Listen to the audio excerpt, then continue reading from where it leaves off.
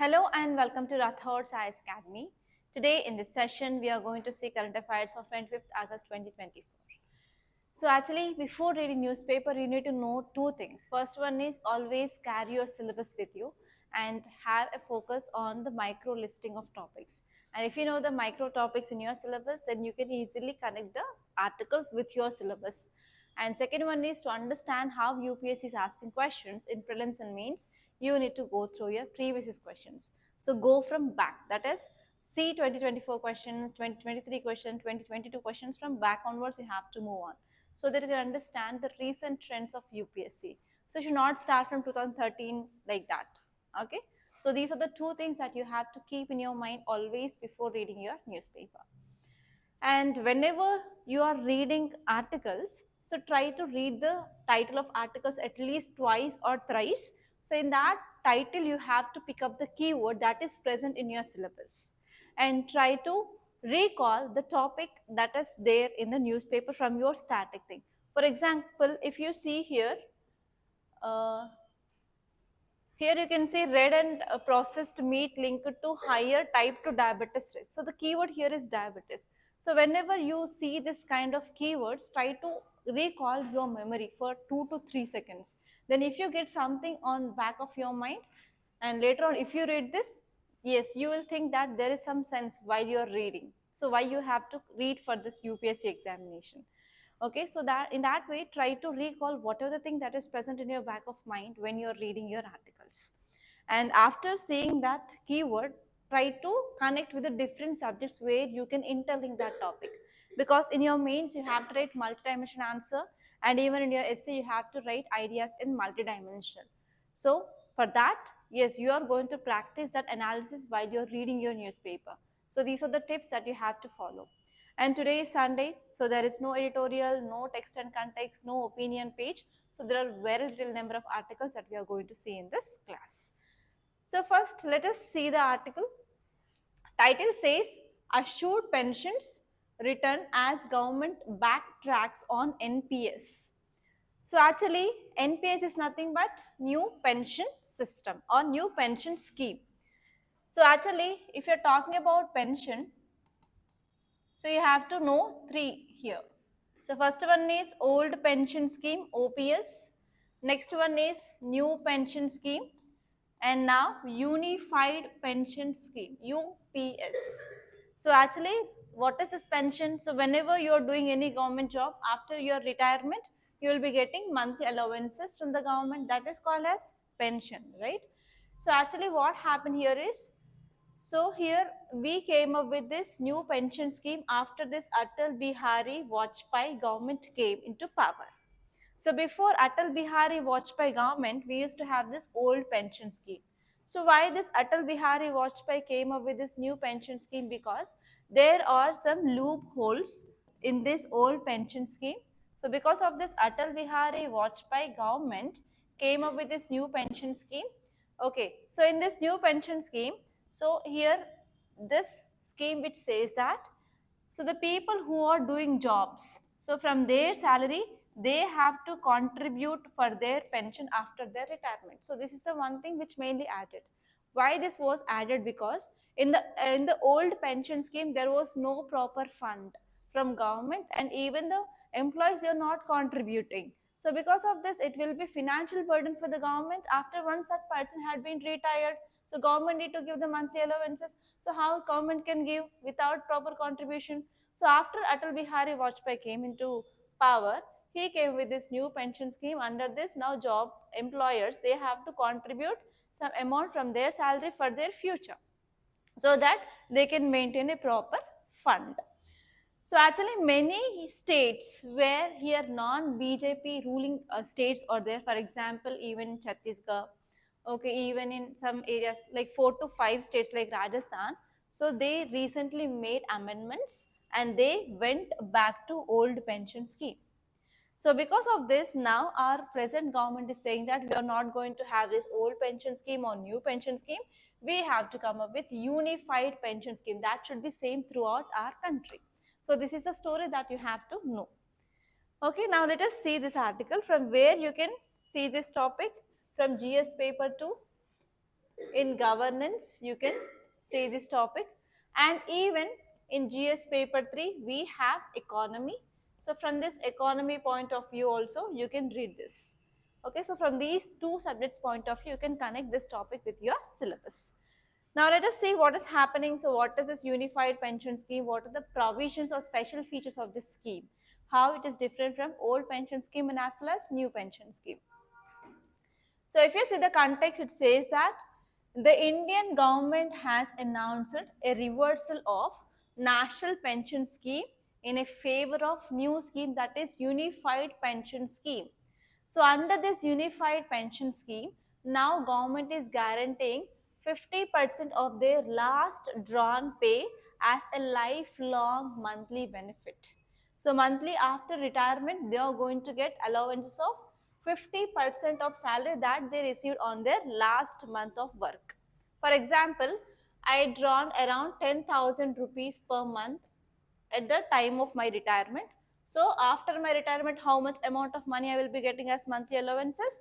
50% of this, that is around 5,000 rupees I will be getting as monthly allowances, that is lifelong monthly benefit under this unified pension scheme.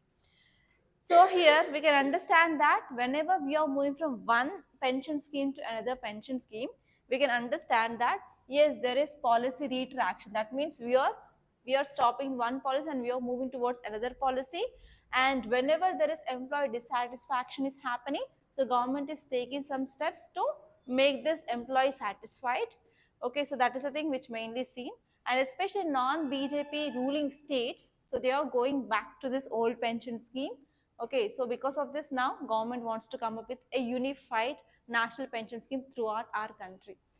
So like this, what are the steps taken by the government? So we have unified or uniform civil code. Yes, we have one nation, one tax system, one nation, one ration system.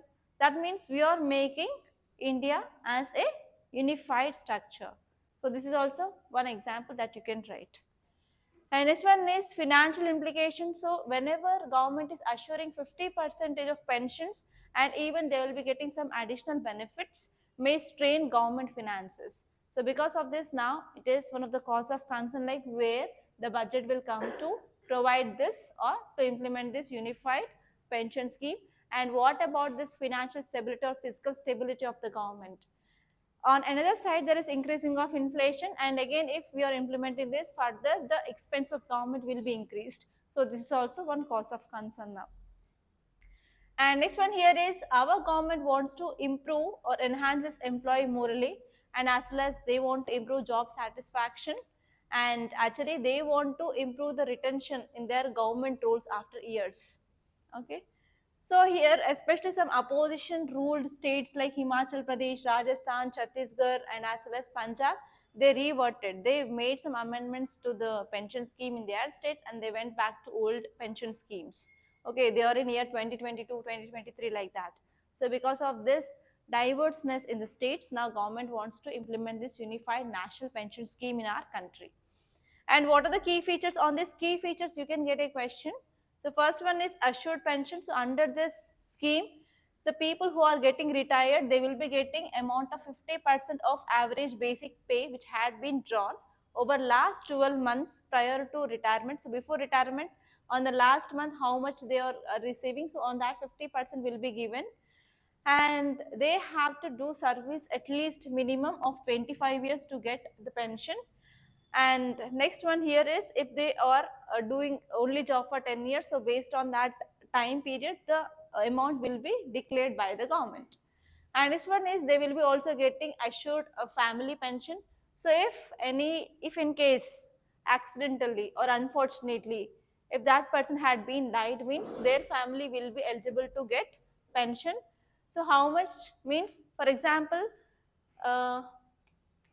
for example, as I said, I am getting 10,000 rupees of salary on the last month. So out of this, according to this scheme, 50% means I will be getting 5,000 rupees. Suddenly, if I am dead, means my family will be getting 60% of this 5,000 rupees as pension.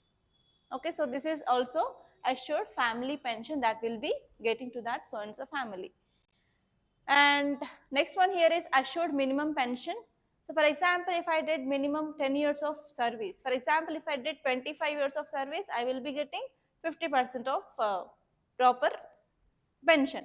But if I did only the minimum of 10 years, then I will be getting minimum pension of 10,000 rupees per month. So this is also one more feature. And next one is at the time of employment, you will be getting some lump sum payment also. Okay, so that is also there in this scheme. So these are the 4 important features. Apart from that, there are also other features like dearance allowances. So that is a thing that you can add.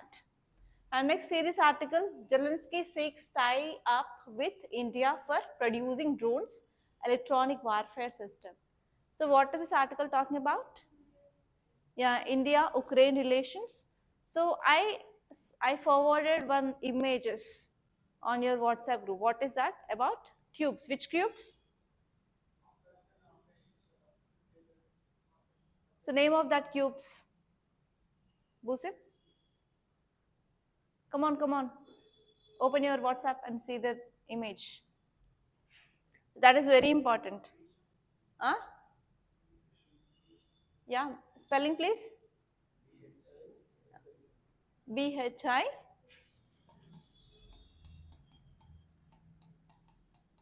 cubes. So actually what is happening in Ukraine, Russia is attacking Ukraine, right?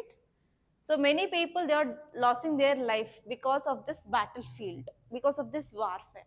So actually you know that our Prime Minister, he is on visit to Poland. So in his visit, so with for 5 to 6 hours, he also visited Ukraine. So in this Ukraine-India meet, so we also had finalized some agreements which are based on electronic warfare system and as well as producing drones. Apart from this, in India written, it said that children are more vulnerable. We have to focus on the safety of children, right? Yes or no? So now India had been gifted Bisham cubes. So Bisham cubes are nothing but, so whenever if there is in any emergency, for example, bomb blast happened and many people they got injuries means, so we can use this cubes and we can provide treatment on the site. Okay, so one cube is having equipment to provide care for 200 patients at a time. So that is the capacity of these cubes, and now we gifted this to here Ukraine. So here you can get a question regarding what are the features of this Bisham in your prelims, or else you can get question like Bisham cubes are in recently news, which country gifted to which country.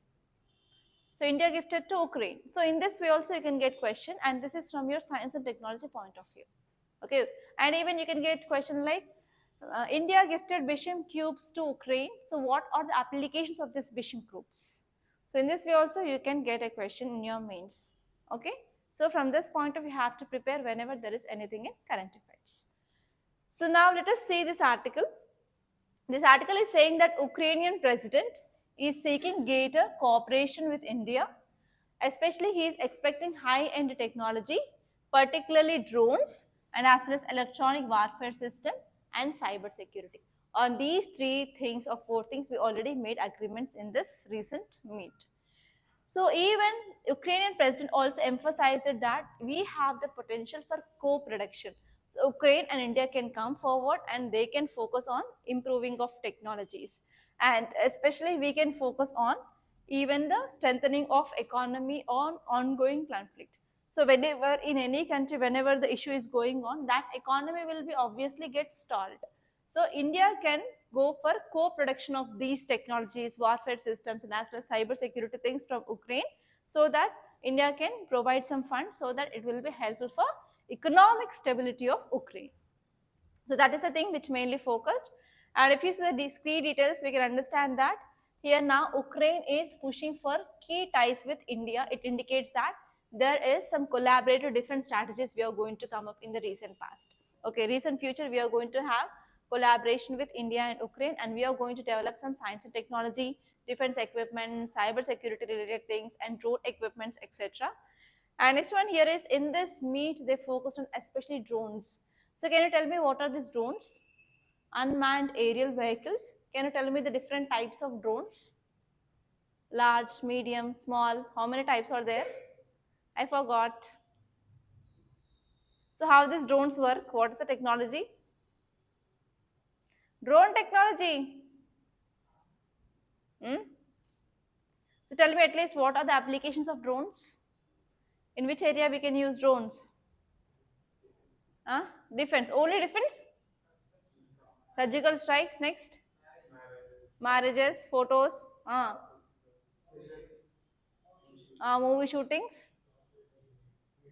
Okay, medical deliveries, grocery deliveries. Next. Spraying of pesticides and herbicides in agriculture. Next. That done. Photo shooting is done. Next. Yes, which, how? In crime areas. Why does Ukraine needs its drones now?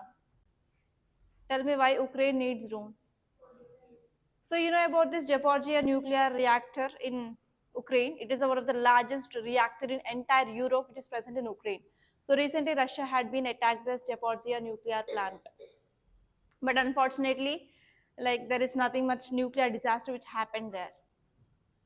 Okay, so in this conflict area, Ukraine needs drones to have the proper surveillance on its border, and it has to have a proper data on where the attack is happening, so where the Russian troops are there.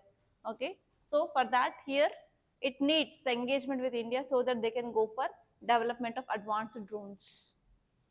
Okay, and even we can understand that they are also seeking some high technology, and even they are focusing on research and development in the cyber security and as well as drone technology, so that it will be helpful for their territorial integrity and sovereignty of Ukraine.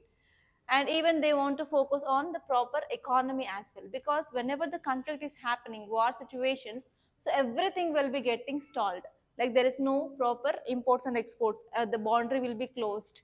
And next one here is production will be get stalled, loss of life is happening, and loss of livelihood, the people they will be not coming outside to go for work, everything will be get stalled, so economy will be get badly affected. So even though the western countries are helping Ukraine, so it needs to maintain its proper economy, right? So for that, they want to again restart their technological advancements. And in this context, India can help for co-production of these goods, especially. And next one here is they are focusing on broader technological goals, especially they want to focus on the areas like agriculture, cyber security, so that it will be very helpful for Ukraine future. So why? Because many European countries, they depend on this Russia and Ukraine for wheat and as well as sunflower oil. Okay, so if agriculture in this Ukraine will be get affected, means the food security in European countries will be getting affected. So for that, they want to maintain proper agriculture, so that that will be also contributing to Ukraine's GDP. Okay, so in this way we can understand that after this war, Ukraine wants to continue a long-term relation with India. So for that, here obviously they came up with agreements between India and Ukraine, so that that will be helpful for mutual growth and as well as development. So these things you have to focus. Okay, I said about this Bisham cubes, no, that comes under focus on security and as well as medicines. And see this article. Punjab, Kerala, Gujarat reported most of this H1N1 death, says NCDC. What is this NCDC? Have you heard this NCDC? National D for disease. One C and another C. Disease control. National Center for Disease Control. Okay, you have to know some facts regarding what is this National Center for Disease Control. There is a high chance of getting prelims question on this. So one more keyword here is H1N1. What is this H1N1? Swine flu. So from which animal we will be getting that? Pig. So whenever a disease which is transmitted from animal to humans, what is the word we will be calling it as? Zoonotic disease. Okay, you have to know this zoonotic disease. Zoonotic means the diseases which will transfer from animals to humans. So tell me the word we can use that disease which will be transmitted from humans to animals. Through humans to animals, the disease is transmitted. So what is the word that we'll be using? Do some research and tell me. Okay. So here, what is this H1N1? Why it is in news? So in many states of India like Punjab, Kerala and Gujarat, so they reported lot of deaths because of this H1N1 virus. Okay, so this is the thing which mainly said by NCDC. So if there is any disease in news, you have to know which is the causative organism, like whether it is virus or whether it is bacteria, protozoa, algae, etc. And you have to know what are the signs and symptoms of it. And you have to know what is the treatment, whether there is vaccine is there or not, whether it is vaccine prevented or not. And next one, you have to see like what is the rate of spread and how many deaths are happening, whether it is a cause of concern or not. So all these things that you have to know from this article point of view. So this article is saying that Punjab, Kerala, Gujarat, they have reported highest fatalities from this H1N1 in 2023. Around 178 deaths they had happened in these states. And this disease is known as swine flu. It is mostly contagious. So have you ever visited this wards of swine flu? Do you have any idea? So do you know, in 2016, I guess, in my internship, so I'm doing internship in gastroenterology department, but beside that we have this respiratory department. So entire cases were of swine flu, and they used to close those doors completely, and they used to keep cross mark with red color everything, and they said that be cautious, don't enter into these rooms without the protective gear. So like that, even 2016, 2015, there were lots of the cases of swine flu had been recorded in Hyderabad itself. Okay. So at that time, wherever they used to see the pigs, they used to throw stones on the pigs. That was the silly event that I saw in Hyderabad. Okay, so now let us see what is this disease. It is a very contagious. That means it is easily transmitted from one person to another person because it is a virus. And actually, it is a respiratory infection which causes both in humans and as well as pigs. So actually, if we compare with the previous years, actually in this year, in 2023, NCDC is saying that there are lots and lots of cases that had been recorded, and even deaths are very high in 2023. So because of this, now we can understand that we are also facing challenges from the zoonotic diseases. That means the diseases which are transmitted from animal to humans. And if you see, this article is saying that there is increasing of fatalities. Fatalities is nothing but death rate. So there is spike in H1N1 deaths, which underscores the need for enhanced public health responses to control outbreaks effectively. And next one is, if you see the geographical disparities, some states like Punjab, Kerala and Gujarat, they are having this type of vulnerabilities compared to the other states. So you have to think why these cases they had been recorded high only in these states of Punjab, Kerala and Gujarat, not in other states. You have to see like how regional disparities are there. So what are the reasons? And next you have to see how these infections are spreading, like how we are controlling them, whether we are going for targeted prevention strategies or not, whether we are going for proper isolation or not, quarantine we are going or not. So here we have to learn the lessons from this Kerala, how it had been prevented the spread of Nipah virus cases in the recent past. And you have to see what are the long term trends, like how surveillance is helpful, how awareness will be helpful. So what are the steps we can take to control this kind of zoonotic disease in the future? Because if you're becoming like DM or DC, the first thing that you have to see is how the health is functioning in your state. So what are the vulnerabilities of your so and so district, and if there is any zoonotic disease spread is happening, what are the immediate steps that you have to know, they have to do. So for that you need to have the minimum knowledge of that disease, how that disease is coming, so how it is spreading, so how you have to control the people, how you have to improve the medical support to the people. So all these things that you need to focus on. So that is a primary thing that you have to do, because life is very important. So if one life is gone means we can't bring that back.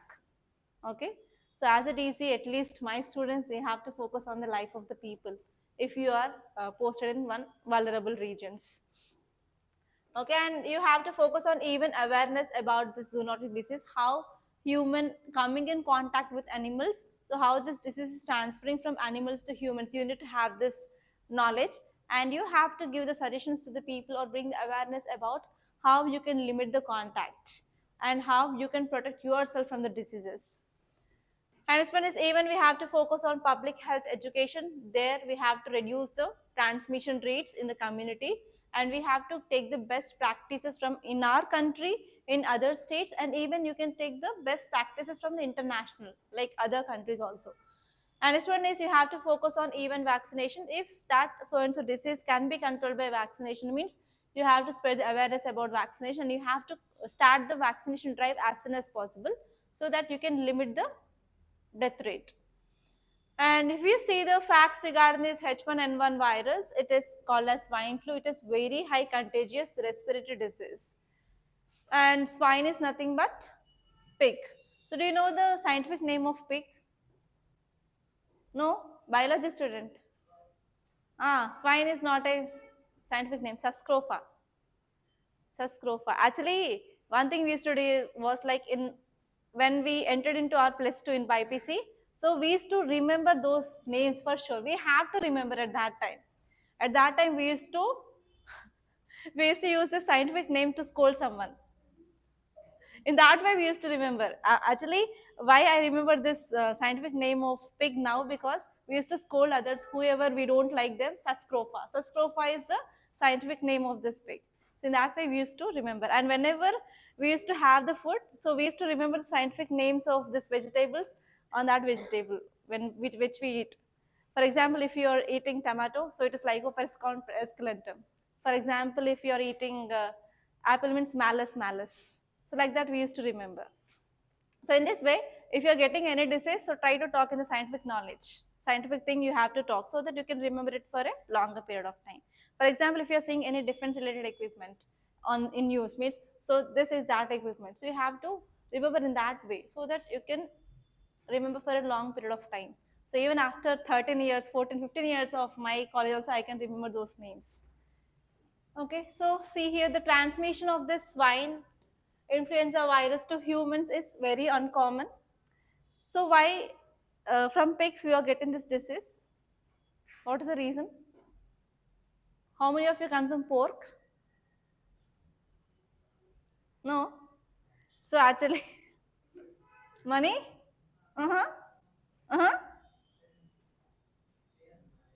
Okay.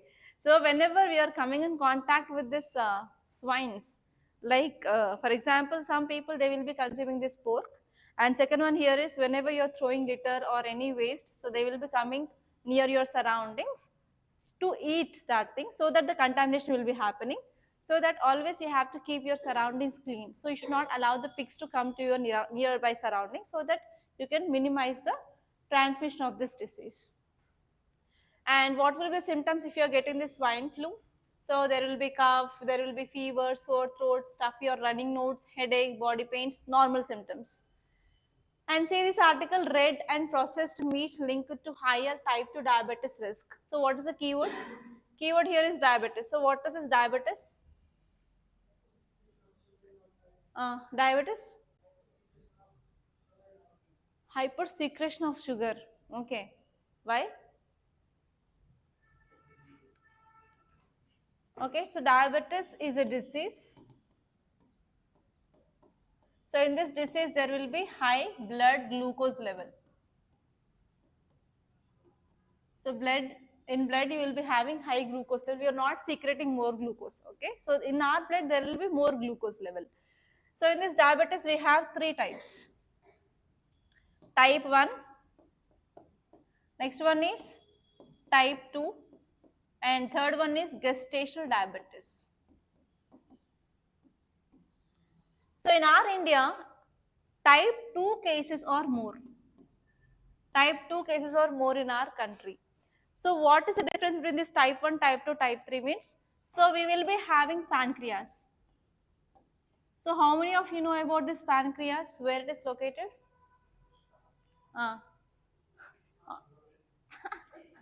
Where is the location of pancreas? Don't know about your body organs. Very good.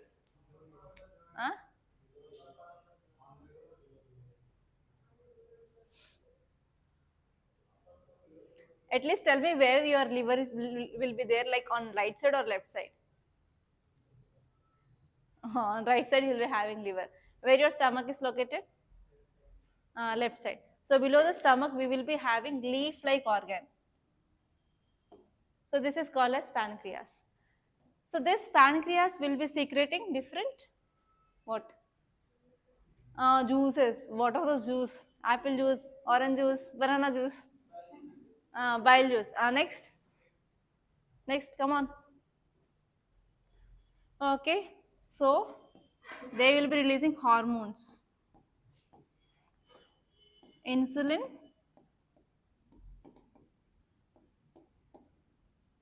glucagon.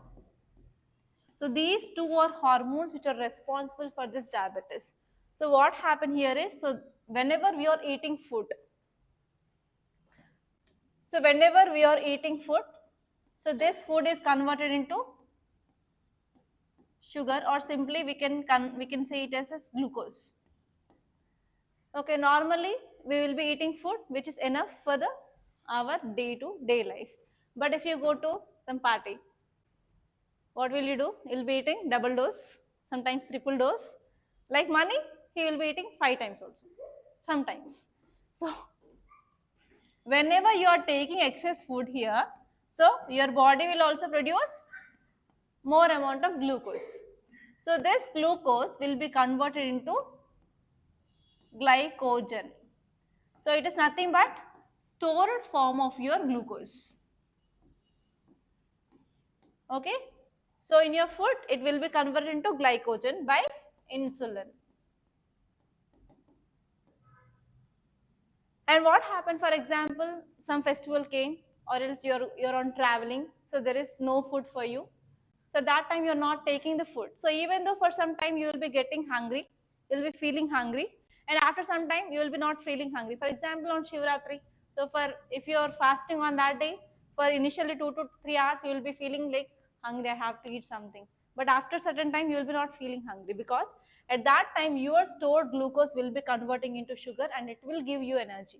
So here this glucagon hormone will be converted your stored of glucose into glucose in your blood. So what happens in this diabetes mellitus is, so there is less production of insulin, or whatever there is insulin, you will be getting insulin resistance. Okay, so here whenever you are having less insulin means, so the glucose will be not converted into glycogen. So in your blood there is high amount of glucose. So how you know that there is high amount of glucose? So if you go to any medical shop, they will be pricking your finger and they will be drawing at least 1 drop of your blood, and they will be checking how much sugar is present in your blood. So here we can understand that insulin is produced somewhat less, or even though insulin is produced, but it is not activated, but it is not reacting, it is not converting the glucose into glycogen. So as I said, here we have 3 types of diabetes. So in this first type, so there is less or no production of insulin. Insulin itself is not producing in your body. So there will be always high amount of glucose. And second one is insulin is produced, but you will be getting insulin resistance. That means in your blood, even though despite of having insulin also, so glucose is not converted into glycogen. And third one is gestation. Gestation means during pregnancy. So there is one myth, like if you're carrying babies, you have to eat twice the food. So normally in this rural areas and older people, they will say that you're pregnant, you have to eat the food twice, but it's not at all required. But even till 3 months of pregnancy, so there is no need of taking extra food for the baby. But no one knows that. Despite of that, they will be eating whatever they want. They will say one word, pregnancy carvings, and they'll eat whatever they want. So because of that, what happened? So here there will be alteration in your insulin production, and that will cause your gestational diabetes. That means there will be high blood sugar level during your pregnancy period. And after once delivery had been done, means sometimes it may go back to the normal stage, but around 1 to 2% of people who got this gestational diabetes mellitus, they will be carrying this diabetes till their life. Okay, so these are the 3 types of gestational diabetes mellitus. And now why I am teaching all these things? Because Now the article is talking about type 2 diabetes mellitus. So insulin resistance is increasing in India, especially type 2 diabetes cases are rising in India. And one important reason here is because of taking red and processed meat. So whenever there is if you take high amount of red meat or processed meat, you are at a high risk of getting diabetes mellitus. I think I will be getting this soon. Yes, consumption of processed and unprocessed red meat is linked to higher risk of type 2 diabetes mellitus. So especially in India, we are having around 2 million participants in this study, which is done by Lancet Diabetes and Endocrinology. They said this thing, they studied around in 2 million participants, and they understood that whenever the people they are consuming more amount of meat, they are getting this diabetes type 2. So this study is saying that we have to reduce the meat consumption for better public health and as well as dietary guidelines. So this is the thing which mainly said, nothing more than this. So what you have to do? You have to go for vegetarian diet. And say this article, 8 years on NIV still relies on US CDC for Zika test kits. So what is Zika? Zika virus. What it happens whenever it is entering into our body? Zika virus disease. What are the complications of this Zika virus disease? Every Sunday there will be one article regarding Zika virus. Now tell me. I don't leave you. Huh? How? Microcephaly, small head, how many times should I say? And next, Guillain-Barré syndrome, neuromuscular syndrome in babies. And next one will be for 2 years, even though they are not getting like Guillain-Barré syndrome or microcephaly, their T cells will be getting impacted. There will be no produce of T cells, so that there will be immunocompromised babies. So these three things that you have to see, that is the thing which is given here. And see here, smoking during pregnancy causes problems in newborn. Okay, so that is the one important thing. And next one here is why lateral entry policy is under scrutiny. So in our recent classes, I said about what is lateral entry and what happens with this lateral entry. I said, and I gave you question right. So write down the advantage and disadvantage of lateral entry. Yes or no? How many of you did that? I forgot. Huh? Okay guys, so these are the important articles that appeared in our today's Hindu newspaper. So by this I'm concluding. I hope you enjoyed this class, and please do like this class and share this class to your friends, and do subscribe to Rathods Academy.